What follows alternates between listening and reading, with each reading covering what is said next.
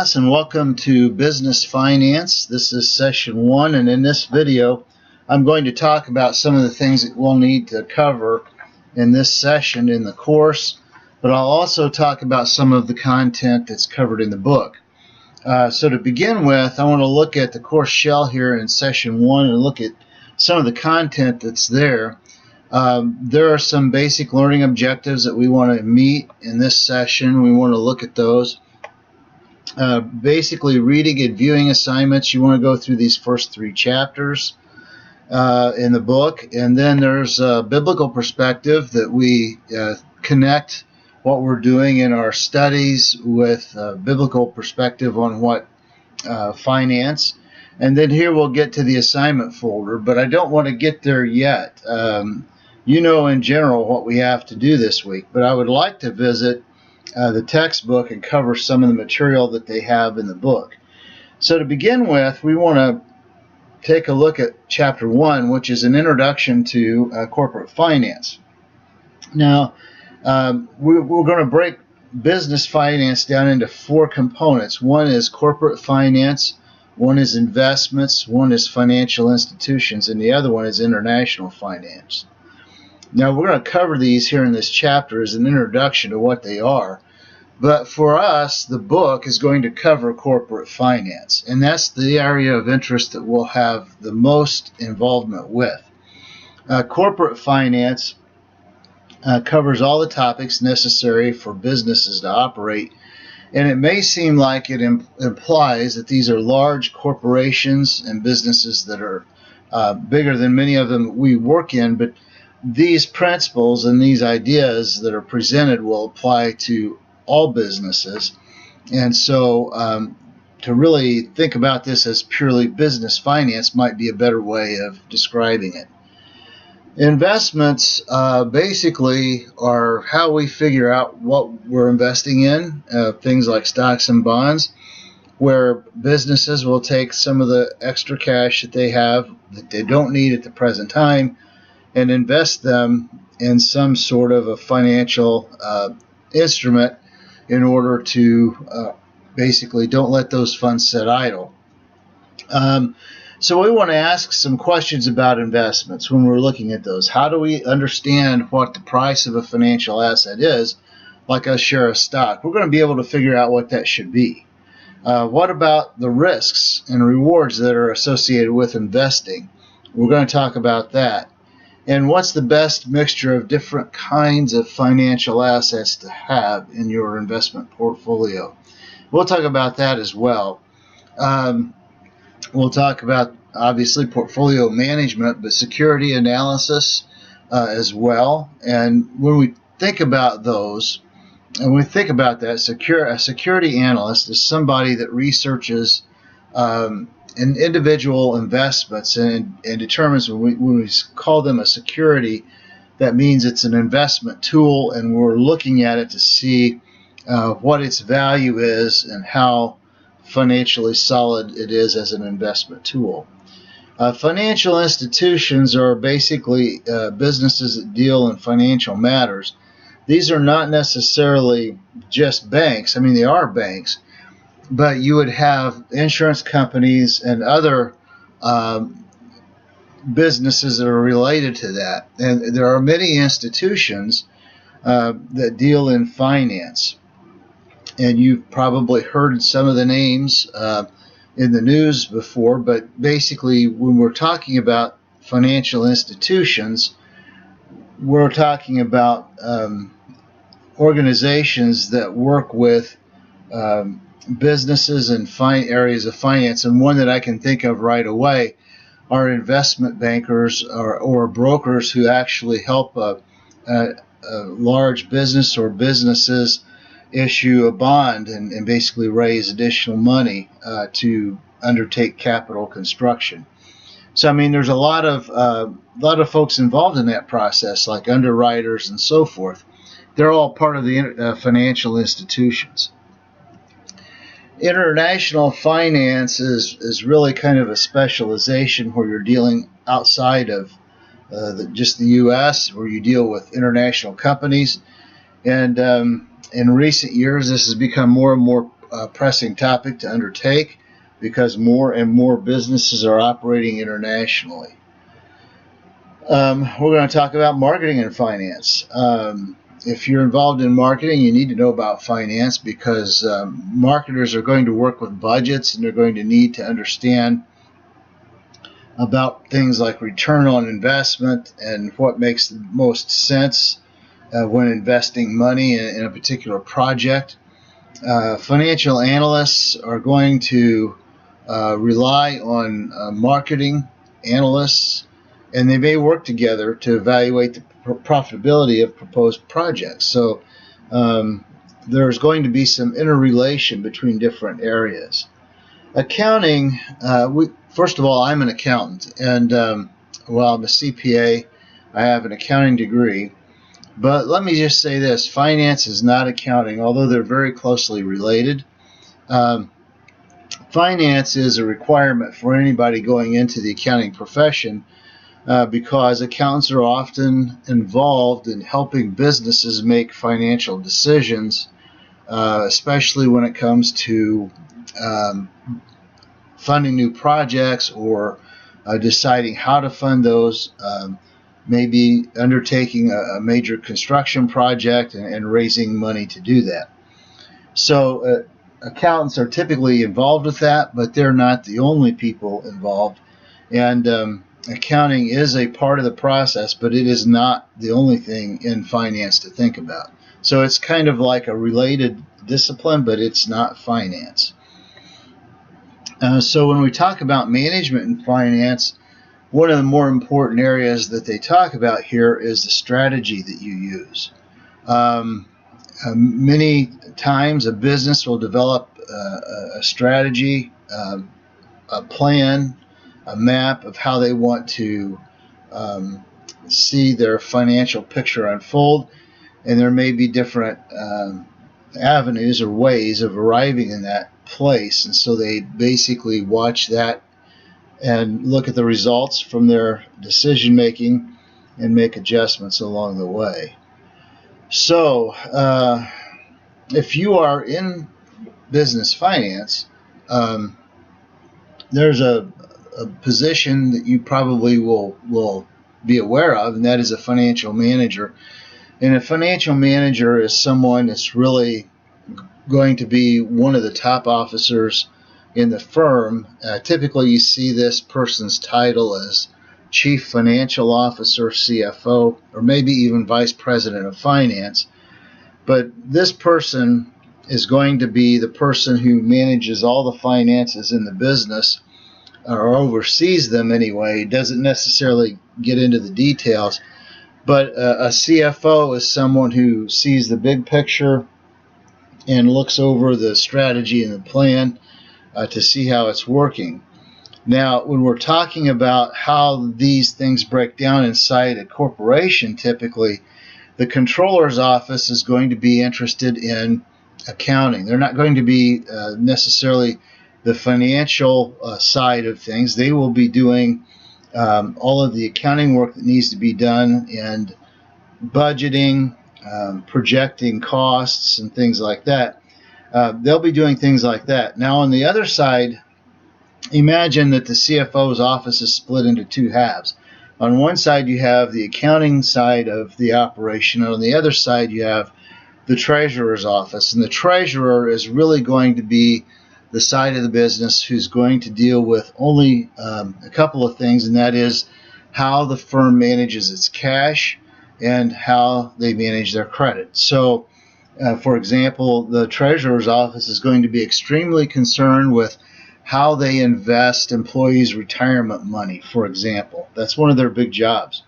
Additionally, if there are any additional funds that the company has that they wish to invest, any idle funds, they'll be managing those.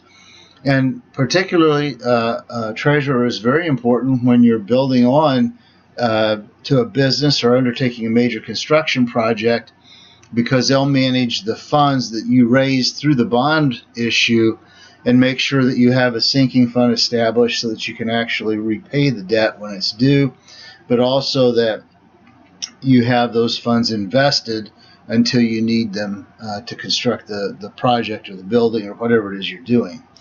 So those things are like that. Here's a good diagram of what you would see. The controller is going to deal with all these accounting functions. The treasurer will deal with all the financial functions.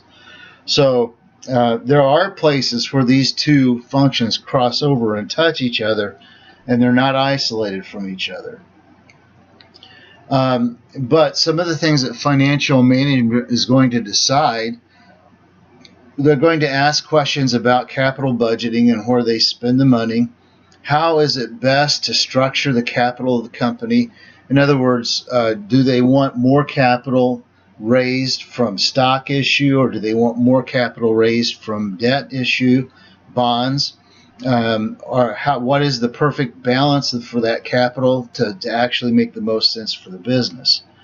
Working capital management is another big aspect of the finance area.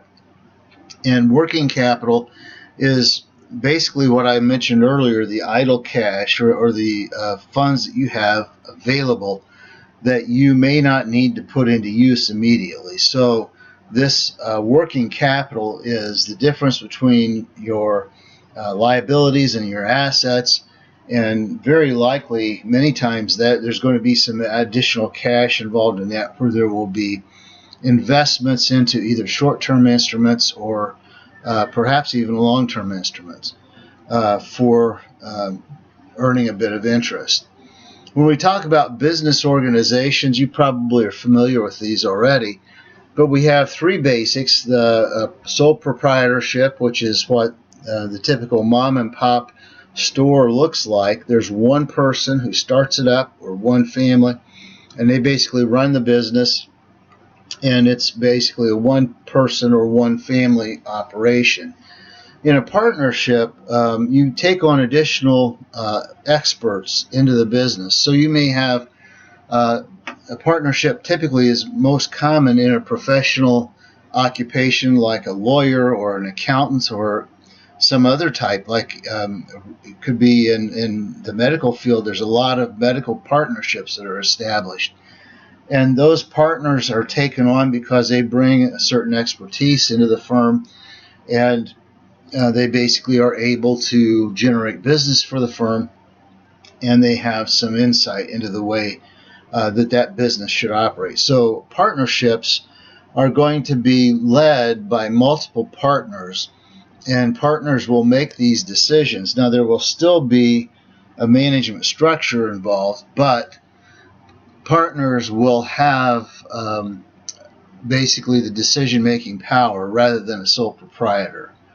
Then when we get into a corporation, you're into a much more formalized structure where the ownership is distanced from the management of the business. So it's probably, in terms of size, the biggest business organization in the U.S. A corporation technically is a legal person separate and distinct from its owners. So basically it operates on its own. It is itself. It is a business entity to itself. And the owners are the stockholders. Basically everybody who purchases stock in the business, they're the owners. But they don't really have a lot of say in how the business operates. For the purposes of what we're talking about in business finance, there are going to be finance managers in the business that make decisions about how to operate the business financially. The stockholders will not have input into that. So, well, they will have some input into the election of the board, but they typically don't have any day-to-day management input. So, a corporation is set up according to bylaws. There are articles of incorporation that need to be in place when they set this up. So there are those kinds of legal requirements when a corporation is established.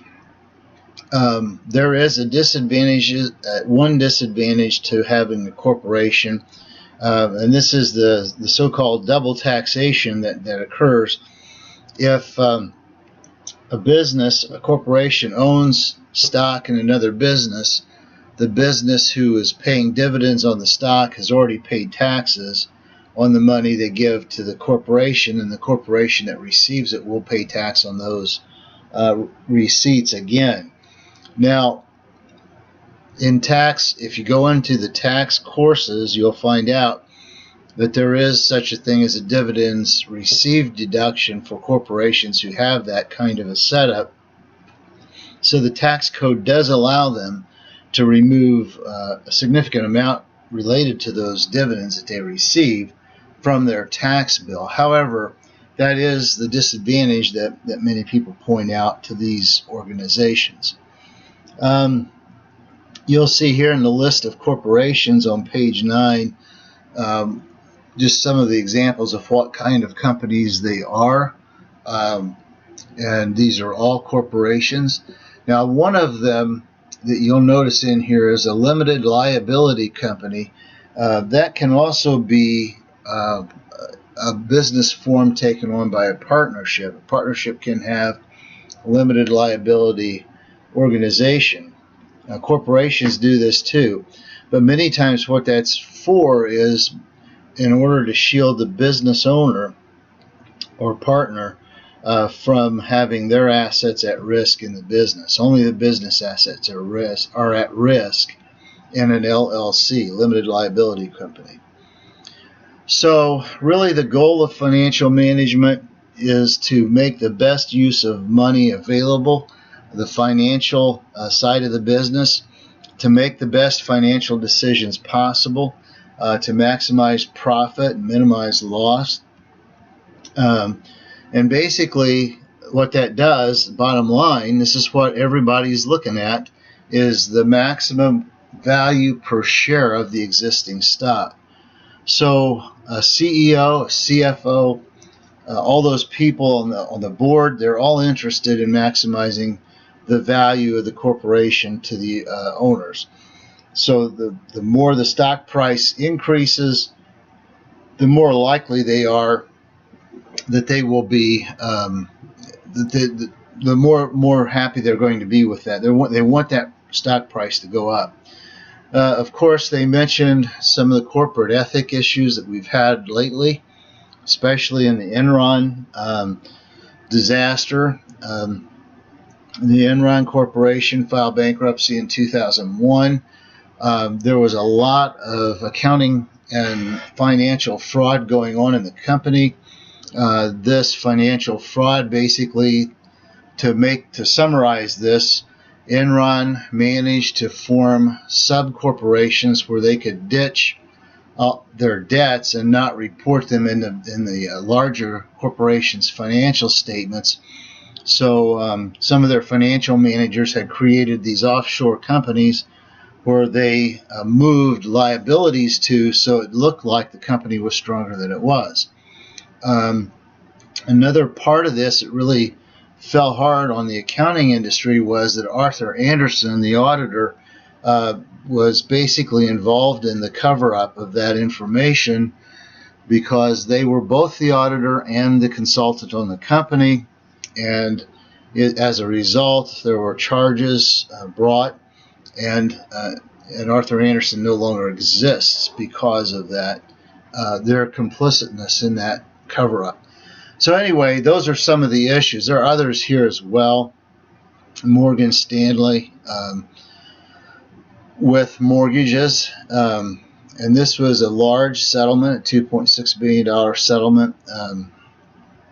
So you can see that in finance there are some things where they may have, while there are times when ethics are not necessarily at their best. Because of that, the Sarbanes-Oxley Act was passed in 2002. This was in response to not only Enron, but WorldCom was another big one that went through the similar process where they had misclassified expenses. Tyco was another one. Adelphia was one. HealthSouth was another. There's several of these that we could mention. Columbia HCA Health Company had some major issues like this. So what Sarbanes-Oxley did was it changed the way the financial reporting occurs. Number one, there are a lot of lot of financial requirements, reporting that's required if you're a publicly traded company. And number one is that the CFO and CEO have to sign the financial statements, a statement saying that they are accurate, they're not misrepresented. There are conditions also for audit firms who audit publicly traded firms. One of the things that has happened, public firms have gone dark. What that means is that they don't trade their shares anymore in the major stock markets. If they take them out of an SEC regulated stock market, that means that Sarbanes-Oxley doesn't apply to them. So they can basically go through a process where they're no longer reporting to the Securities Exchange Commission, which basically oversees the Sarbanes-Oxley Act. The agency problem is what was going on in many of these fraud businesses, and that was the agent was not necessarily representing the interest of the owners. The agent was representing their own interest.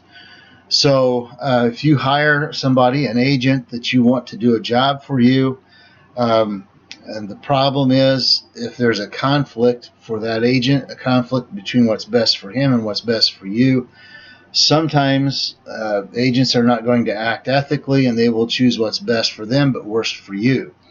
That's what happened at Enron and all of those other financial frauds. So when you're looking at these things, the agency problem is described in this section right here. Management is compensated many times quite well at the upper levels of executive management in these corporations. And one of the ways that they are compensated is through stock options that are a major tool for executive compensation. And you can read about them here. There's been a lot of discussions about how those are reported or not reported. And how executives can, again, get into the agency problem and manipulate the stock market for their own best interest, but not for the best interest of the business or the best interest of the owners. The control of the firm will ultimately be in the hands of the stockholders because they will elect the board of directors who will then hire and fire management. Now, if you're in a very large corporation, likely, and you're a small shareholder, you're not going to have much of a voice to say when there's a problem in the business. There may be some input that's available, but typically there's not going to be a ton for the stockholders. It's going to be a fairly distant arrangement. Now, when you're in a corporation, you're going to be in the financial markets, and basically you're going to these are the basic. This is like a flow chart, if you will, where you have a value of investments for the firm, and they're basically firm over here is issuing securities through the financial market, and this firm over here is purchasing those. And they're a part of the assets in their investments. They have cash flow from the firm's assets. They may put it in short-term debt over here in the financial markets. They may pay dividends and debt payments here. And some of the cash flow may be reinvested into these current assets and fixed assets. Some of the cash flow will be going to the government and other stakeholders who will receive some of those funds as well.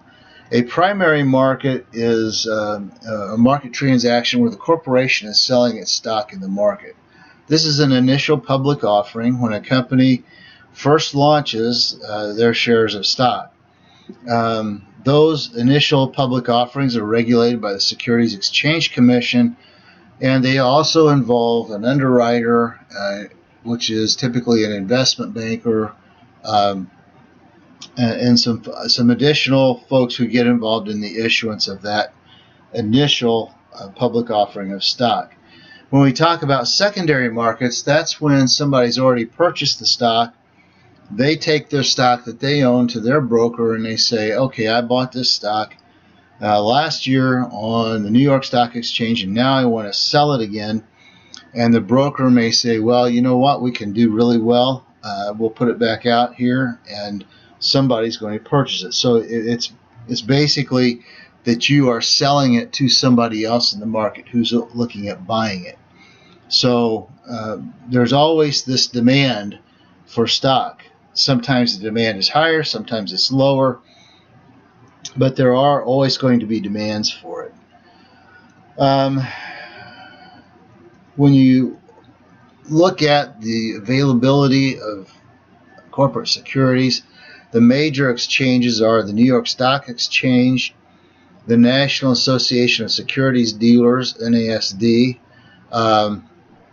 set up this stock exchange called the NASDAQ, which is basically there are a lot more companies in NASDAQ, and it's basically considered to be an over-the-counter stock,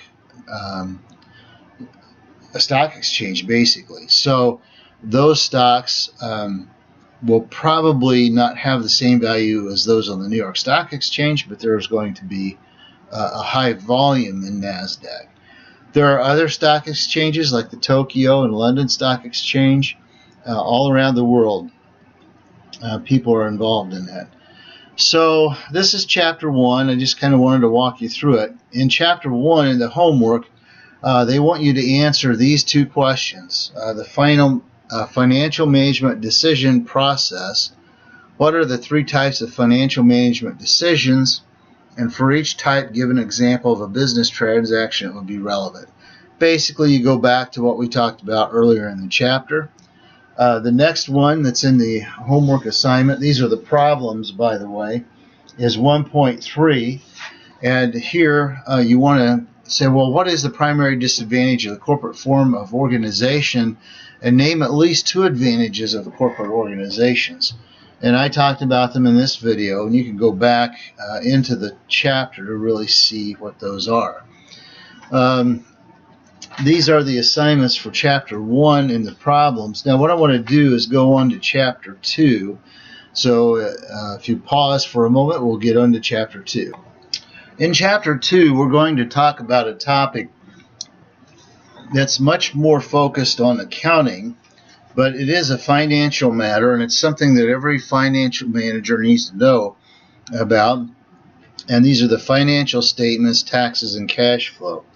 Accountants worry about these things all the time, and the accountants are always the ones that are involved in the financial reporting process, preparing the financial statements, doing some of the analysis, and involved in the calculation of taxes. So, but they're not. That doesn't mean that the accountants are the only ones that are going to deal with it. Financial managers will as well. They begin the book, or begin chapter 2 with a discussion of the balance sheet. Now here's what I want to do. I want to kind of cover what the parts of it are and what its purpose is. The balance sheet is really the most important financial statement that accountants look at because it embodies the accounting equation in that statement. It's also the most important because it's a snapshot of the firm's assets and liabilities on any given date, and also a snapshot of its shareholders' equity. Now what you see here is that you have current assets and fixed assets. Those added together are the total value of assets. Those 2 things added together are equal to, or should be equal to, current liabilities, long-term liabilities, those added together, and shareholders' equity. So these 3 things added together should be equal to these 2. And if you're really looking at this if you're looking at this from a financial perspective and you want to look at working capital, you're going to take current assets and subtract out current liabilities to really understand what your current liquidity or liquid position is in financial terms. That basically means you're not looking at long-term investments or assets or anything like that, or fixed assets. What you're looking at is what you have in terms of cash, short-term assets that can quickly be disposed of, and compare that to the short-term liabilities that you're going to be paying. That difference is your net working capital. So that's the balance sheet. When they talk about liabilities and owner's equity, the thing is, when you have the books that you're looking at for the financial statements, you cannot go right to the balance sheet and compute these without actually computing the net income and then the change that occurs because of that net income in the stockholders' equity. So whenever you have a period of operation, you're going to have a net income or loss, and as a result of that net income or loss, you're going to have a change in the shareholders' equity. So what you need to do, there's a 3-step process to get to the balance sheet. The first thing you want to prepare is the income statement, then the statement of owner's equity, and finally, the last thing you prepare is the balance sheet. So liabilities are those things that you owe. Any current or long-term liability is something you're going to pay in the future. And then the owner's equity is going to be the accumulation of excess operating capital that you have put into retained earnings. So this is like net income that you've kept in the company. You put it into something they call retained earnings, and that grows the shareholders' equity. That basically is a reinvestment into the firm. So here is the accounting equation right here. This is what we're really interested in. From a finance point of view, we're always interested in net working capital. Now, if you look at this balance sheet for U.S. Corporation, they have this is a very simple balance sheet that they have presented here. But you'll notice that the dollars are in millions. This is what happens with large corporations. They do not typically show you these financial numbers as they are. They usually write them in millions or thousands or hundred thousands or something of that nature. So this shows the construction of the balance sheet. We'll get to that in a minute. I mentioned liquidity earlier. Liquidity is a speed and ease that you can convert an asset to cash. So if you have cash, that's very liquid. If you have something like accounts receivable, that's pretty liquid. You can convert that to cash fairly quickly. Maybe inventory is too. But inventory is going to be a lot less liquid than you have for cash or accounts receivable. Fixed assets are not liquid. They're going to be things that you have a lot of money invested in over a long term. So this would be plant, property, and equipment. If you built a building, if you have ownership of equipment that you use every day in the business, and you need that equipment to do your business, that's going to be those assets are not going to be easy to sell, and may be very difficult to sell because they may be very specialized. When we talk about debt and equity, what we're talking about is the balance between shareholders' equity and liabilities. And those are two ways that we can raise cash. This is another way of writing the accounting equation. The shareholders' equity is going to be equal to assets minus liabilities. So the higher the liabilities, the lower the shareholders' equity. If we issue additional stock, the shareholders' equity increases, the liabilities do not.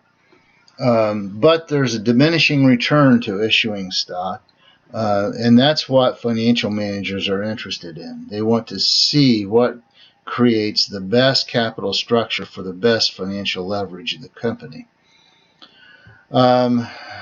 Market value is what an asset would sell for if we actually sold it. It's what its value is in the market.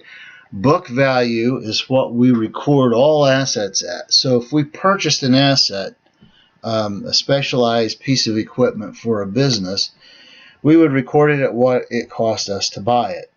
That's what they call generally accepted accounting principles, or GAAP, and they're always recorded at cost, whatever you spend for it. But the reality is that as soon as you place an asset, a new asset, into service, it begins to depreciate and it's no longer worth what it was maybe a month ago when you first put it into service.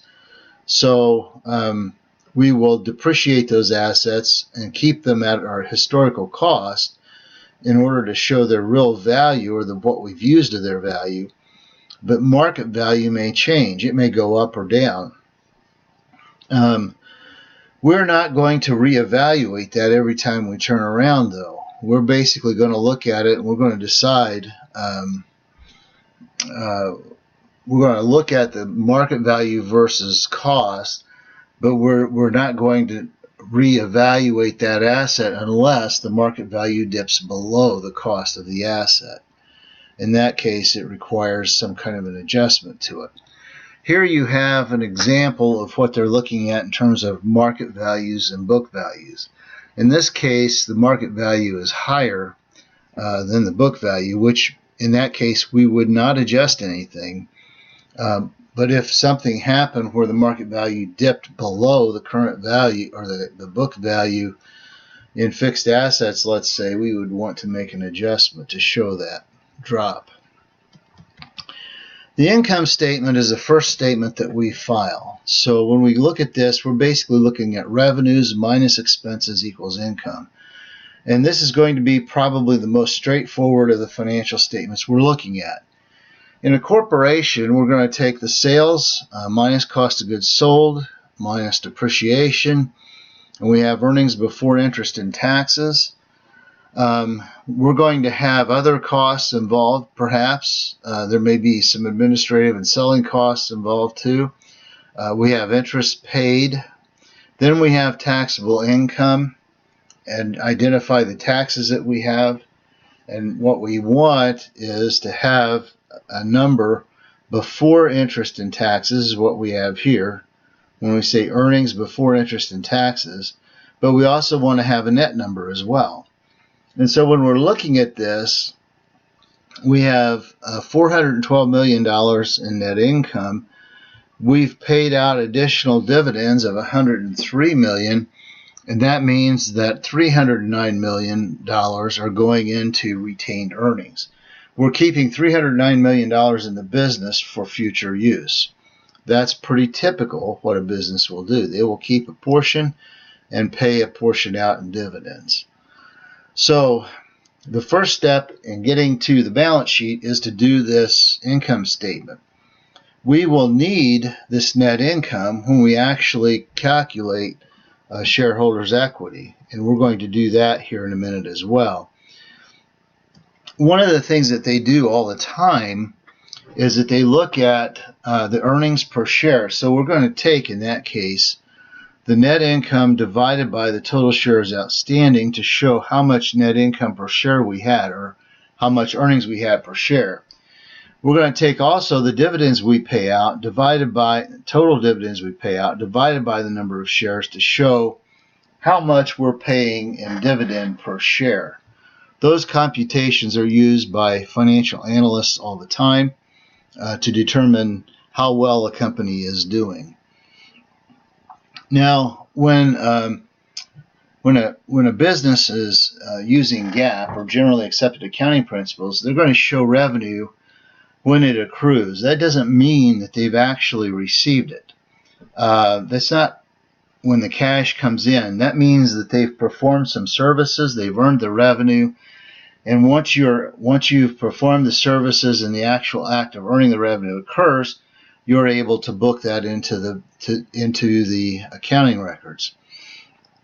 So cash is not necessarily the way a corporation calculates its income statement.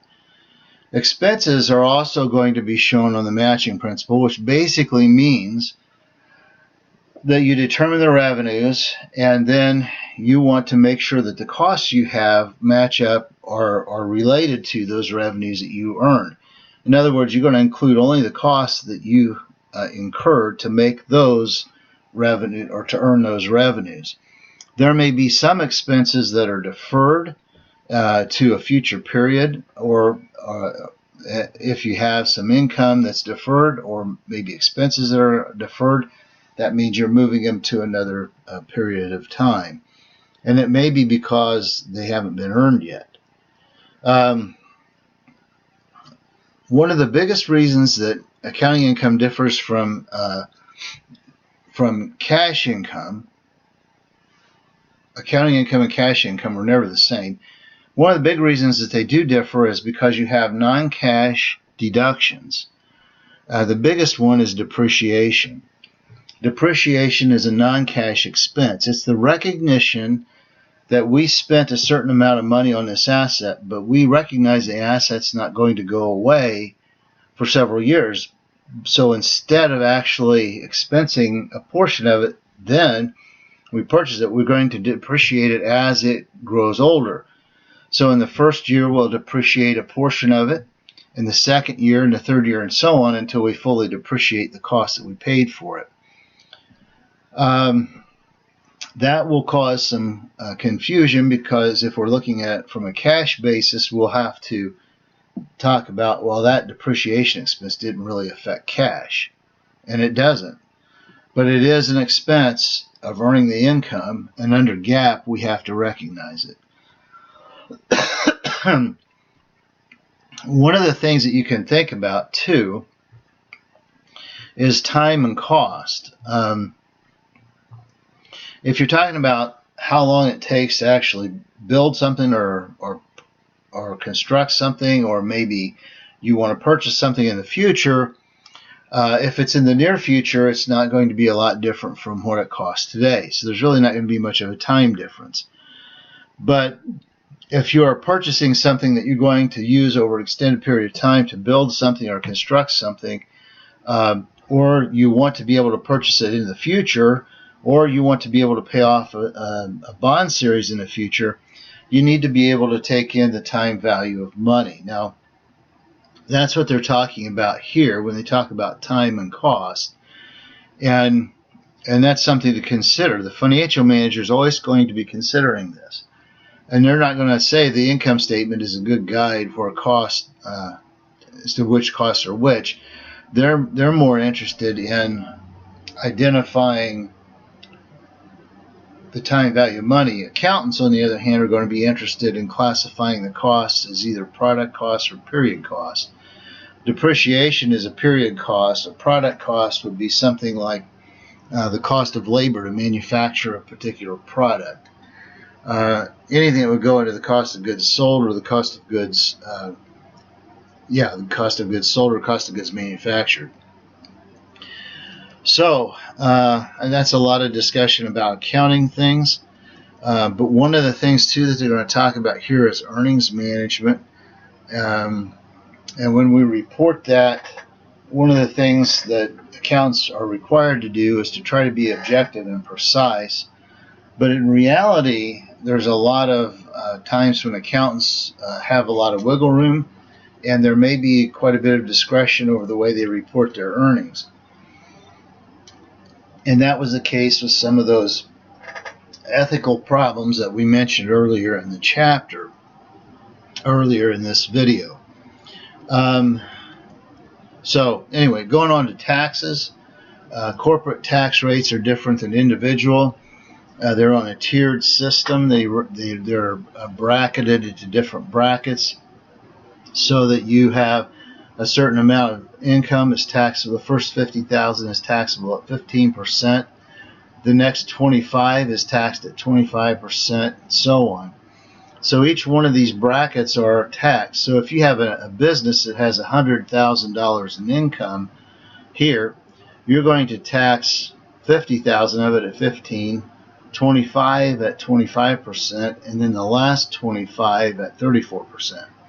This is a graduated tax rate. This is not exactly what we're talking about in terms of what you would do with your individual taxes.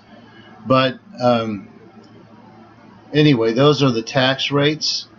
And they talk about how to compute that here. So here, for example, they're showing that calculation. And the marginal tax rates are going to be calculated like this. So a company has $200,000. What's the tax bill? We're going to figure it like this. This is exactly what I was talking about. And so our total tax is $61,000. And if we're looking at the average tax rate, we take that tax bill divided by our income to get the average tax rate. The marginal tax rate means how much is the tax rate if we earn one more dollar. The tax on that dollar then would be 39%. So the marginal tax rate would be 39%. In other words, if they have $200,000 in income, this is their tax. If they earn one more dollar, that extra dollar will be taxed at 39%. So that's their tax rate, marginal tax rate. Here's a chart to show you what they're talking about with that. Taxation is basically for corporations a little more complex, well, a lot more complex than it is for individuals. And we are not going to be a tax course, but you need to understand how that tax structure works. There are a lot of additional tax benefits for corporations. Like I mentioned, the dividends received deduction. There's also deductions for domestic production and so on. Here's average tax rates for different kinds of industries.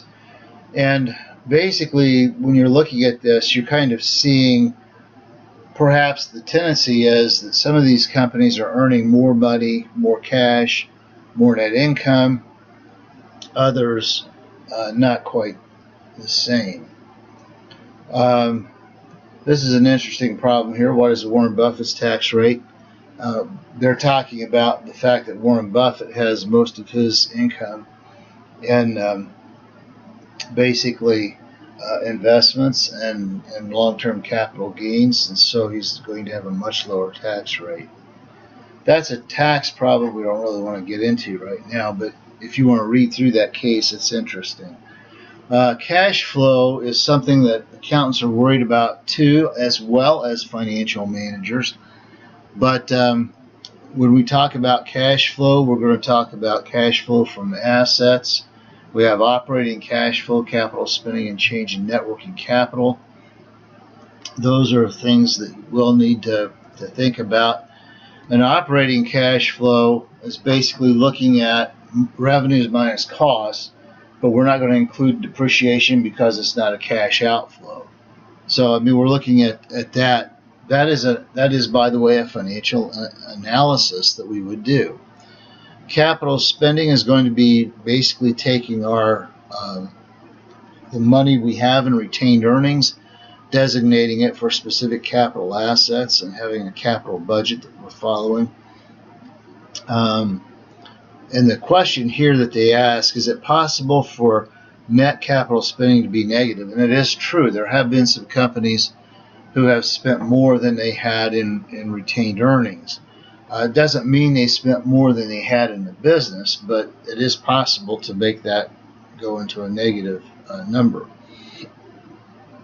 So changes in net working capital.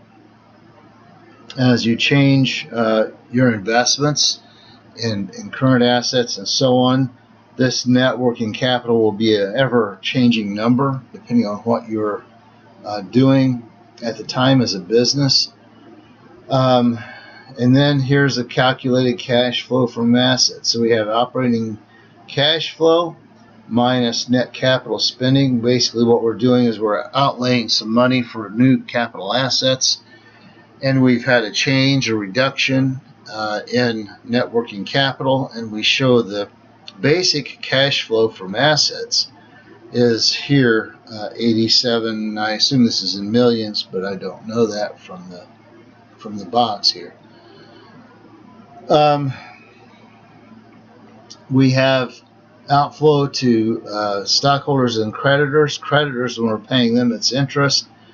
The advantage to paying a creditor and interest is it's deductible on taxes. Dividends, you're paying to the owners, and that's basically a return to them of their investment. So here's a cash flow summary that's quite nice, and I think I would refer you to this if you're wanting to look at it and ask questions about it. There's an example of cash outflow, net capital spending, and changes in net working capital and cash flow from assets.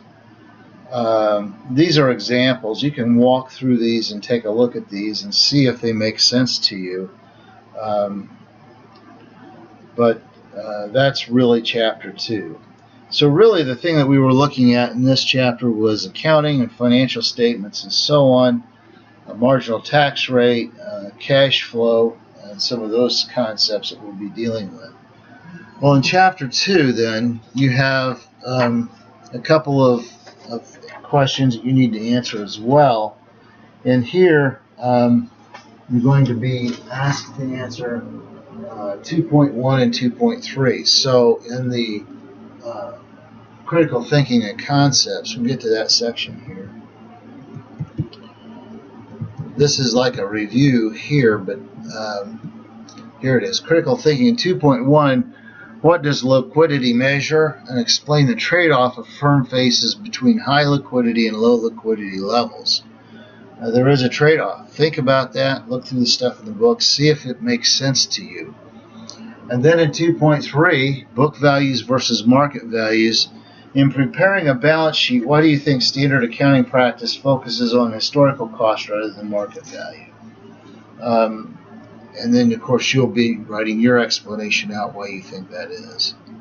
I'm going to pause a moment and then go to chapter 3. In chapter 3, what we're going to talk about are basically an analysis of financial statements.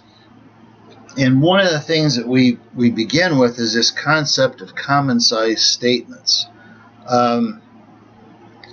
We're making comparisons between two different companies. So we have two companies of different sizes, and we compare them together. Are they really comparable? And they start out this section by giving an example between GM and Toyota. You have two problems. One is Toyota's financial statements are usually denominated in the Japanese yen. We have a currency difference there. And then there is a size difference, or historically there was. I'm not sure about that now. After GM's bankruptcy, I'm not sure where the automaker is in terms of its size anymore. They did divest themselves of several assets, I know that. But whether they're common size of Toyota or not, I don't know. They may not be. They may be bigger. But the example they give here is to do a common size financial statement analysis where you're looking at a company that is relatively similar to your own. So for years, Ford and GM were rivals, but GM was much larger in the past. I don't know if that's the case anymore or how that even looks. In terms of the complexity of some of these automakers, they've streamlined themselves down and sold off some of their divisions, so it's really hard to know how they compare with each other. But when you're looking at common size balance sheets, you're going to basically look for a business that's fairly close, not exact, but fairly close to the one that you're working with, and look at an analysis between the two. One of the things that we can do is look at the 2015 balance sheet and 2016 balance sheet of Prufrock, this company here, and we're going to construct a common size balance statement out of that. So here we're looking at these percentages, and basically that's what we're doing. We're looking at how much of the balance sheet is made up by cash. In this case, it's 2.5%, because you're taking basically a percentage to total of the balance sheet. So you're going to calculate the percentage to total of the balance sheet for these assets. Okay, you're going to look at those and you're going to say how much of total assets is that. In this case, you have 2.5% in cash, 4.9% in accounts receivable, 11.7% in inventory, for current assets of 19%, but plant and equipment is 81%. That makes a lot of sense. And you notice you're only comparing these to assets. So when you're looking at these, when you do a percent to total inside the balance sheet, that's when you're looking at common size balance sheets. And what you're actually doing then is you're comparing one year to the next to see what the percentage of change is in that particular category. This analysis step is a widely used step in both accounting, well, auditing actually, and in the financial world as a way to identify anything that's not within the norm, within a typical range for any particular one, for any particular item on the sheet. So you're going to look through that and do that calculation. If we did the same thing with the income statement, we would look at it like this. We would calculate the percentage of sales for everything. So it would be kind of in a reverse order. 100% sales, and everything below sales is a deduction out of sales. So we would be looking at what percentage is cost of goods sold, depreciation, and so on. We wind up with 15.7% net income, and 10.5% of that goes to retained earnings. Ratio analysis of financial statements is very common. This is basically within the balance sheet and across both the balance sheet and income statements, and the shareholders' equity. So first, when we talk about current ratio, we're basically taking the current assets divided by current liabilities to see how liquid the firm is. Here we have a current ratio of 1.31. That's pretty good.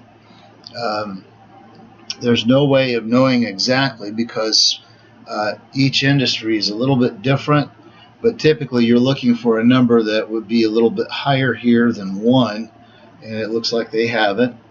That current ratio is basically saying what would happen if the business went out of business today. Do we have enough current assets to cover liabilities? Typically, yes. You'd hope so. But if you really want to test how liquid a firm is, you can use what they call the quick ratio or the acid test. And basically you're taking all the current assets but subtracting out inventory.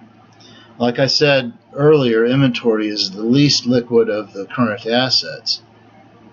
So you take all the other current assets as if you're liquidating them, but reduce inventory out because you're not going to liquidate it, and you divide that by current liabilities. Now, typically, the current ratio is much higher than the quick ratio, and you can see that holds true here because you're taking the current assets minus inventory, and that leaves you with a number that's much less than what the liabilities are. But this is not unusual. Quick ratio or acid test will give you the worst case scenario, essentially. A cash ratio is basically taking the cash divided by current liabilities, and then total debt ratio is taking the total assets minus the total equity. If you take the equity out of total assets, you're going to get the liabilities. It's similar to if you take total assets minus liabilities, you're going to get equity. But you take total assets minus total equity, that's liabilities, and then divide it by total assets. That gives you a debt ratio. And the debt ratio is what you're looking at to see how much debt the company has in relationship to assets. The debt to equity ratio is going to be similar to that. You're going to take total debt divided by total equity. And then here, basically, what you're looking at is 0.28 for the total debt, and then the total equity would be 0.72. And essentially what they're doing here to explain this, if you take total assets minus total equity, you're going to have one thing left in the accounting equation, and that's the debt, 0.28. However, if you took total assets minus total debt, so you take 100% minus 0.28, you'll get the ratio for total equity. So that's what they've done here. They just haven't shown you, well, they have shown you here, but you're going to take the total debt divided by total equity to get the debt to equity ratio. The equity multiplier is when you take the total assets, which again is this $1 or 100%, and you divide it by the 72% or 0.72, which is the equity piece here, because you're taking 100 minus 0.72 and you get 0.28, or yeah, divided by total assets, you get 0.28. If you reverse this, if you took total assets minus total liabilities, that would be the equity, you'd wind up with 0.72 here. So when you do that, 1 divided by 0.72, you get 1.38 times. And then they go through showing you how they arrive at the different equations, or how they arrive at the debt, how they've arrived at the equity multiplier, and how that calculation would work. And I think I kind of covered that up here, and they talked about it up here. But essentially what you're doing is you're taking total equity plus total debt divided by total equity. So it's 1 plus the debt to equity ratio. The debt to equity ratio is 0.38. So it'd be 1.38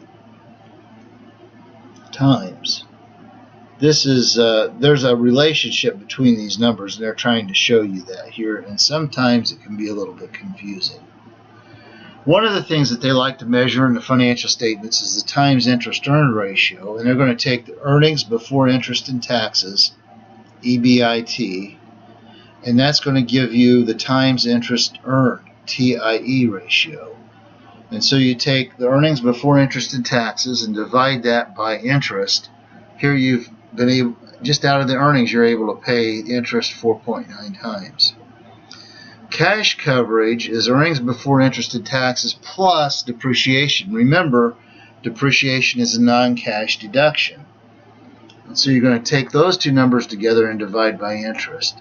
Here you're going to have a much higher ratio if you're only looking at cash as a way of paying interest.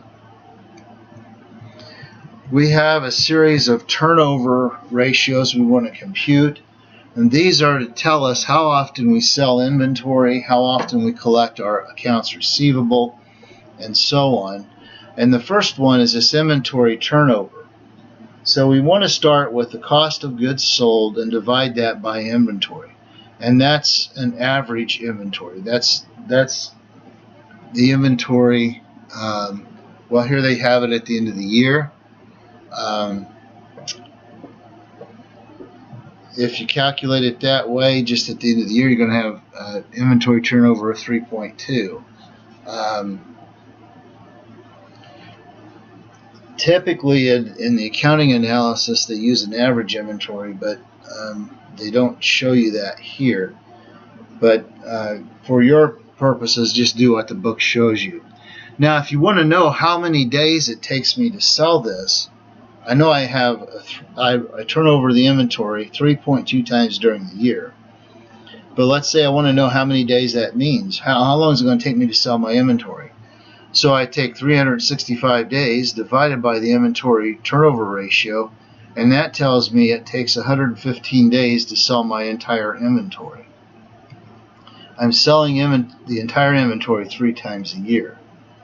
Now, what they're saying here is exactly how it's done in the real world. Inventory turnover really is the cost of goods sold divided by the average turnover. Some people might not use average turnover, but typically in accounting we do all the time. So it's a little bit different seeing it here not as average inventory. Follow the instructions on the problems when you get to those. Receivables turnover and how many days of sales are in receivables. This is going to be a lot like turnover or inventory turnover, but here we're going to take sales that we have divided by accounts receivables. And again, if you're in accounting, you're doing an average receivable at beginning and ending of the year divided by 2. If they're showing it here not like that, and basically what I'm going to instruct you to do is do whatever the problem asks you to do. Sales divided by accounts receivable will tell you how many times you collect those in a year. Now this is assuming that these sales are credit sales, that they're sales on account. So sales that are sales on account divided by accounts receivable will give us a turnover here, in this case, 12.3 times. This is really good. That means we're collecting accounts receivable more than one time a month. I think anybody would be thrilled with that. So we want to know how long it takes to collect those. Well, what we do is what we did with the inventory turnover. We're going to take 365 days in the year, divide by the receivables turnover to get 30 days. It takes us 30 days to collect those. Okay, now when we're not talking about inventory or receivables, we can look at a big picture asset turnover ratio. And basically, we're looking at sales divided by total assets. In other words, for every dollar in sales, how much did we generate? Or for every dollar in assets, how much do we generate in sales? So we take the sales divided by total assets to get an asset turnover of 0.64. This means that for every dollar of assets we have, we generated 64 cents in sales. That's something that you see very common, something that a lot of folks are very interested in. Okay, when we're looking at another ratio we would look at in the financial statements, this is going to be in the income statement. We want to look at the profit margin, and this is going to be a percentage. So what we're going to do is to take the net income divided by sales to get whatever the profit margin is. In this case, 15.7%. You've probably all heard of return on assets. Well, this is very similar to what we were talking about up here when we were talking about asset turnover, but here instead of saying we're not really looking at asset turnover, we're looking at what is the percentage of net income produced by total assets. So we take the net income divided by total assets, and this return on assets means that for those assets, for every dollar in those assets, we earned 10.1% on our assets in net income. The return on equity is similar to what we were doing in return on assets. It's a measurement of how shareholders are being benefited by what we're doing. This is return on equity because you're taking the net income divided by total equity. This is a misstatement here.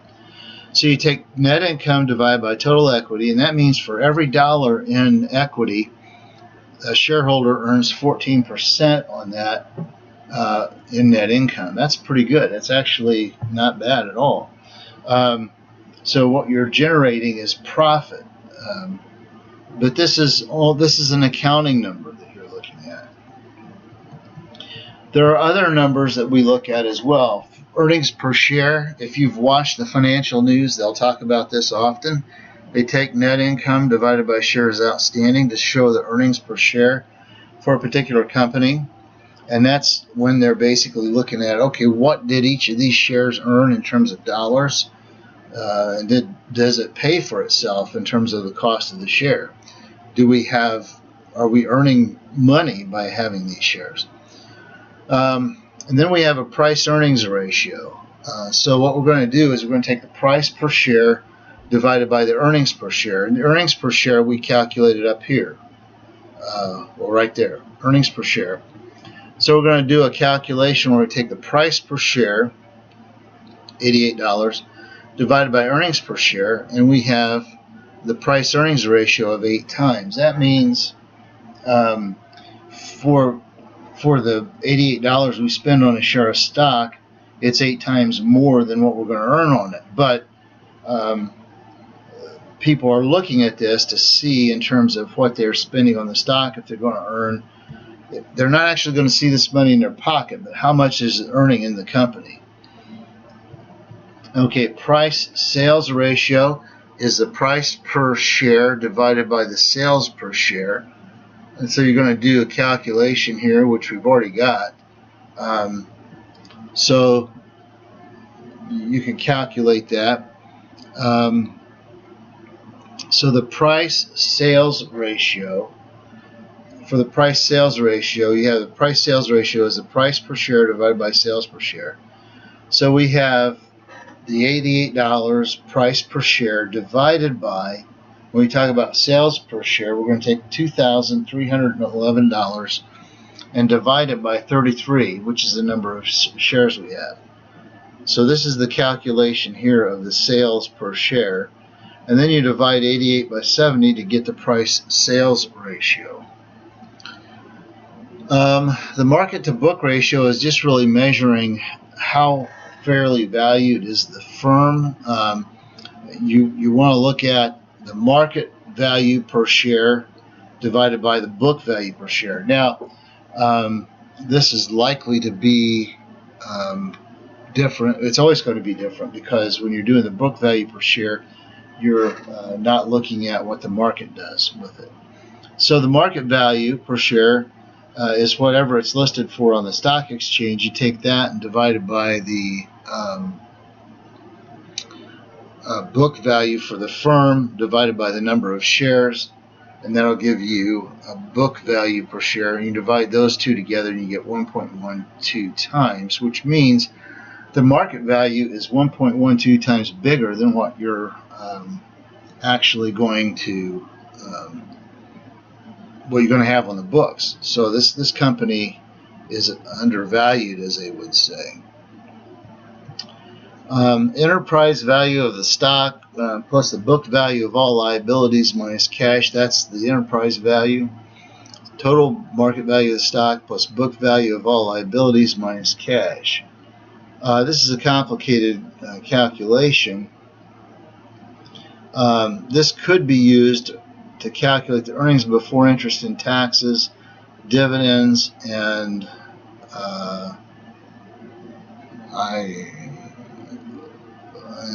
anyway, ratio. The enterprise value divided by EBITDA, and you're going to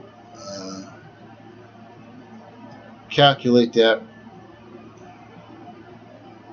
enterprise value. So here, by the way, let's just go to table 3.5.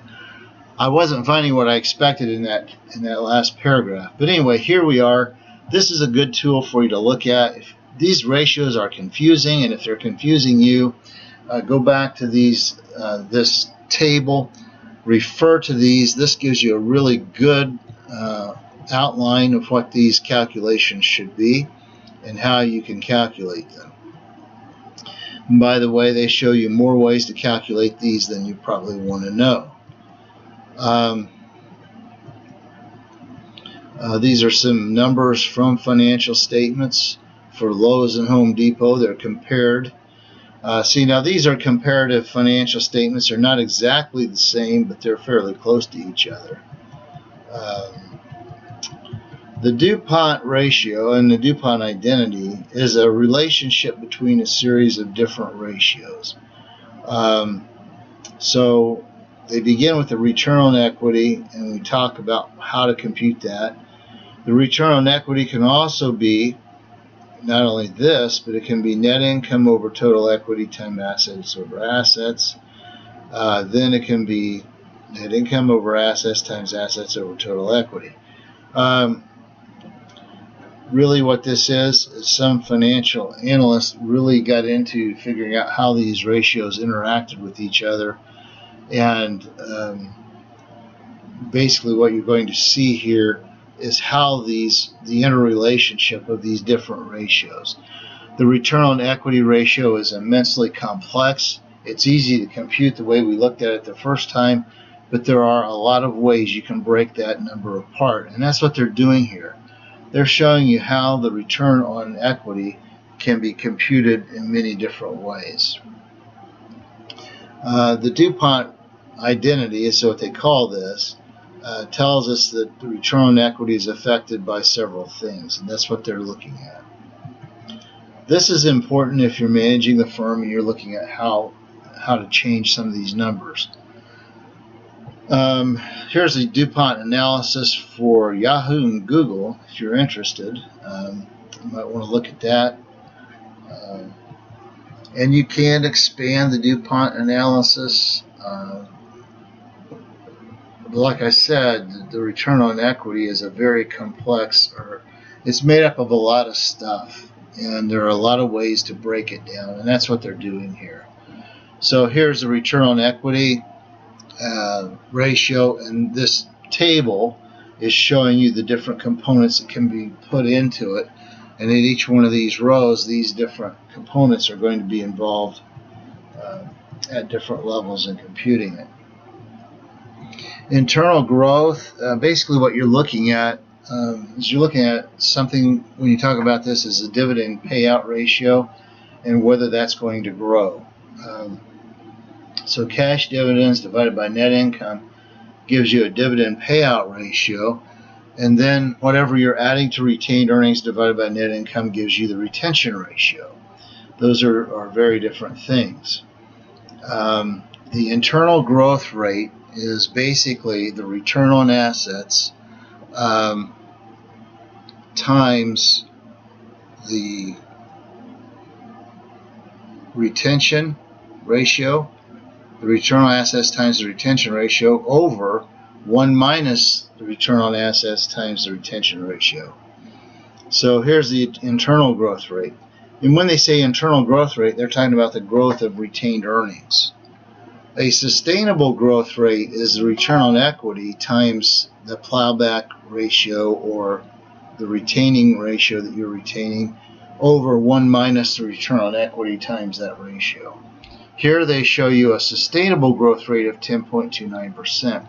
That means that you could sustain growth at the 10.29% ratio or percentage if you wanted to grow retained earnings. Again, they show you the return on equity as a combination of different ratios that you can put there. That's what the DuPont ratio does. So you can look at that and see that. Here's a good table for internal and sustainable growth rates. Some examples of computations. And then here with financial statement, the use of financial statements, what are they used for? There are a lot of financial statement analysis that's done internally and externally. Internally, you're going to basically use those to consider where you're at, what kind of profit, what kind of return on equity you're earning, what kind of return on assets you're getting, and that sort of thing. External users are going to analyze it for the market value of the firm, what kind of dividend payouts do you have, and those kinds of things. Now, if you want to do a benchmarking approach, you can do that over time. You have to find a benchmark that you want to set, or you want to call that your benchmark, and then analyze it over time to that benchmark and see how you're performing. You can also do a peer group analysis. That is, you look at several financial statements around you that are in your industry or field and make sure that you're compare yourself to them to see how you're performing. Here's some financial statement information analysis. It looks like that they were doing on these statements, and selected ratios. So these are at the end of chapter 3. There's a lot more ratios that you can find, but essentially I think the ones we've covered here so far are really going to be all that we need for our purposes. Now, there may be problems with financial statement analysis, but probably some of the issues with it are going to be whether you're comparing to a comparable company, if you're comparing to peers, or whether or not you're consistently comparing the same numbers. Are you computing the numbers in the same way all the time? Okay, that's really the end of chapter 3. Now, this is a long video, I know that. But in this chapter, you're being asked to complete one. This is the income statement. Oh, no, not this. We're looking for questions and problems here. Not critical thinking. Here are the questions and problems. They want you to complete number 1, calculating liquidity ratios. They talk about SDJ and what the numbers are. What is the current ratio? What's the quick ratio? Number 4, calculate inventory ratio. We talked about that. Number 5, calculating the leverage ratios. What is the debt to equity ratio? What's the equity multiplier? And number 34, and we get down to 34, we have ratios in foreign companies. So they talk about this company in British pounds. That's what this symbol means. What was the profit margin, and does the fact that these figures are quoted in a foreign currency make any difference? In dollars, sales were this. What was the net loss in dollars? So basically what you're going to do here to basically compare these and get the net loss number on a comparable basis is you're going to say, okay, here 621 pounds or $765,828. You calculate that ratio and then apply it to the 27. So you're going to take 765,828 divided by 512 and then multiply that times 27,860. That'll get you back to what the net loss would be in dollars. So any questions you have, feel free to contact me. This is a combination of all the content in chapters 1, 2, and 3 and the homework for the problems. Any other questions you have, feel free to ask, and I'll be glad to get back with you as soon as I can. Have a blessed week.